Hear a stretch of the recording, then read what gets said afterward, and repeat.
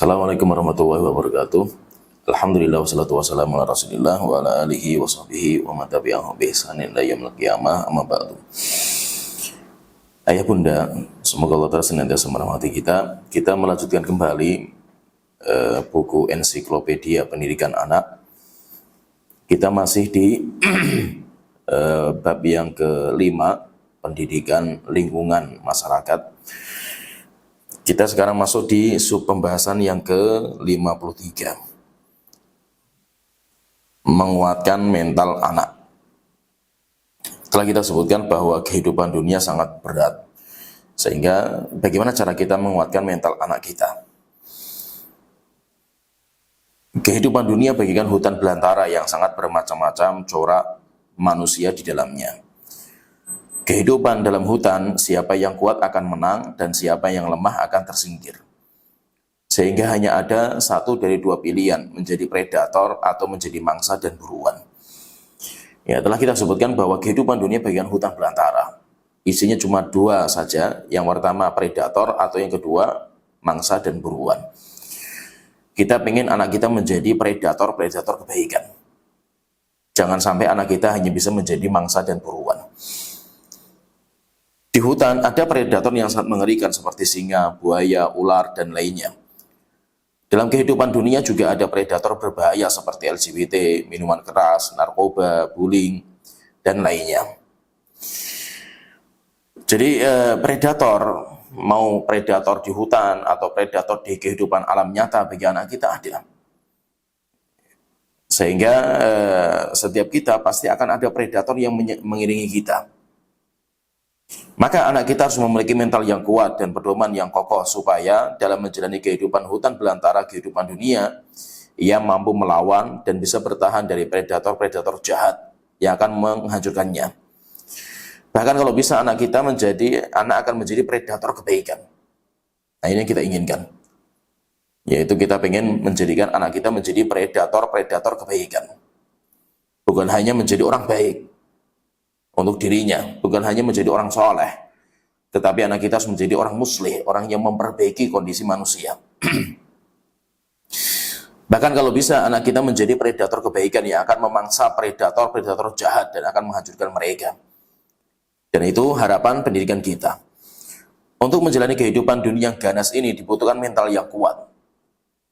Karena ketika mental anak lemah, maka ia akan menjadi bulan-bulanan dan hewan buruan. Maka jangan sampai kita mendidik anak kita untuk menjadi kelinci yang imut dan menggemaskan. Di mana setiap predator tertarik untuk memangsanya. Kita nggak ingin anak kita seperti itu. Terus bagaimana cara kita menguatkan mental anak? Maka di sini kita sebutkan ada 5 cara. Yang pertama, lepaskan anak di dunia. Yang kedua, mencari solusi sendiri. Yang ketiga, anak latih untuk bertanggung jawab.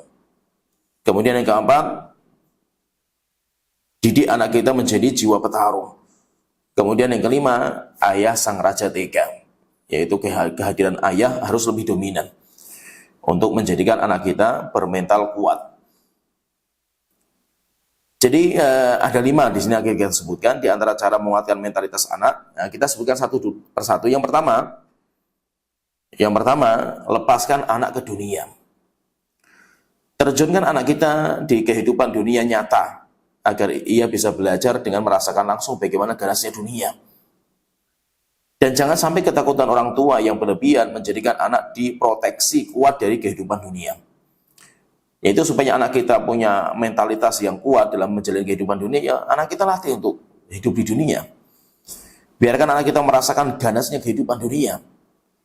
Merasakan susahnya mencari rezeki, yaitu merasakan bagaimana bermacam-macam coraknya manusia, ada bullying, ada kezaliman, ada kesyirikan, anak kita harus tahu itu. Bukan supaya anak kita jatuh di situ, tidak. Tapi untuk membekali anak kita supaya dia kuat menghadapinya. Kalau itu ada seorang penyair mengatakan, araftu syarra la li syarri, walakin litawaqqihi. Aku mengetahui kejelekan bukan untuk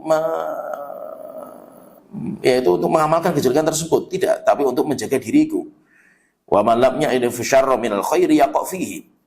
Karena siapa yang tidak bisa membedakan mana yang buruk dari yang baik, dia akan jatuh dalam keburukan. Sehingga lepaskan anak kita ini ke alam dunia. Seperti bagikan anak kita pengen berenang di samudra.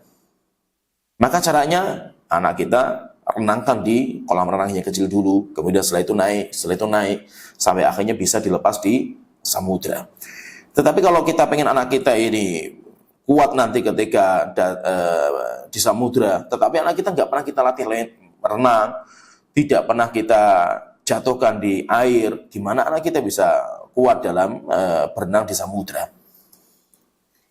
Kemudian yang kedua, mencari solusi sendiri. Latih anak untuk menyelesaikan permasalahan sendiri setiap permasalahan kehidupan yang ia alami.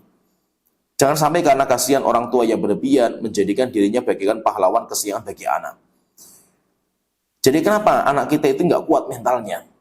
Karena terkadang orang tua yang terlalu obsesi, yang terlalu lebih. Orang tua pengen menyelesaikan semua masalah anak-anak kita. Sehingga anak kita nggak pernah kita latih untuk menyelesaikan masalahnya sendiri. Ketika anak lagi punya masalah dengan temannya di sekolah, orang tua pengen tampil untuk menjadi pahlawan, untuk menyelamatkan. Bukan caranya seperti ini. Biarkan anak kita menyelesaikan masalahnya sendiri.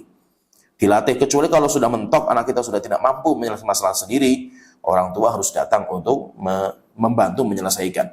Tapi berikan kesempatan anak kita untuk belajar dalam menyelesaikan problematika permasalahan kehidupan yang dia alami. Kemudian yang ketiga, anak bertanggung jawab. Biasakan anak berani dan percaya diri untuk memilih pilihan yang terbaik baginya. Dan latih dia untuk bertanggung jawab dan siap mengambil risiko terhadap pilihannya. Sehingga jangan orang tua yang memilih untuk kehidupan anaknya. Anak yang disuruh memilih, dilatih anak kita untuk memilih. Sekolah, demikian juga di pondok, anak suruh untuk memilih. Semuanya pilihannya pahit. Semua pilihannya ada konsekuensi. Ya, demikian juga anak kita kerja, demikian juga menikah, demikian juga semua anak kita harus biasakan untuk memilih. Mungkin ketika masih kecil, termasuk cara memilih atau melatih mereka, termasuk mainan. Anak kita mau beli mainan apa, coba dilatih mereka untuk memilih. Tapi ada konsekuensinya. Dilatih untuk mereka itu mengambil konsekuensi. Ya, jadi mengambil risiko terhadap pilihannya. Itu dilatih sejak kecil. Sehingga anak kita setiap nanti ada pilihan, dia bisa memilih mana pilihan yang terbaik dan dia siap untuk mengambil risiko. Kemudian ketiga, jiwa petarung. Biasakan anak untuk memiliki jiwa petarung dan tidak penakut ketika berhadapan dengan orang. Caranya bagaimana? Bisa diikutkan dalam bela diri atau olahraga yang menguatkan mental dan keberanian. Sehingga biasakan anak kita itu untuk berhadapan dengan orang, bahkan bersaing. Demikian juga bahkan saling melawan. Biasakan anak kita. Biarkan anak kita merasakan sakitnya dipukul. Supaya dia bisa mengetahui bagaimana cara menghindari dari pukulan.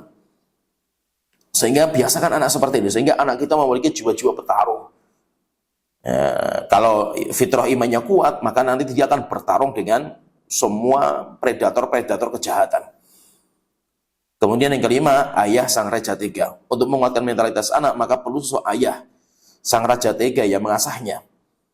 Serahkan kepada ayah untuk membersamai anak dan jangan serahkan kepada ibu. Karena sifat ibu yang tidak tegaan. Jadi kalau pengen mentalitas anak kuat, maka butuh sosok ayah yang mengasah mental anak tersebut.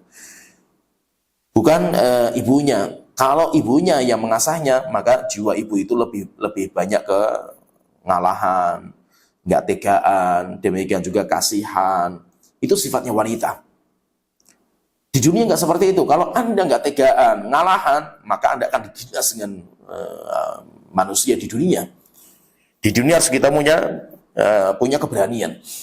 Maka itu ketika anak kita pengen kuat mentalitasnya, maka butuh sosok ayah yang mengasahnya. Wallahu a'lam. Assalamualaikum warahmatullahi wabarakatuh.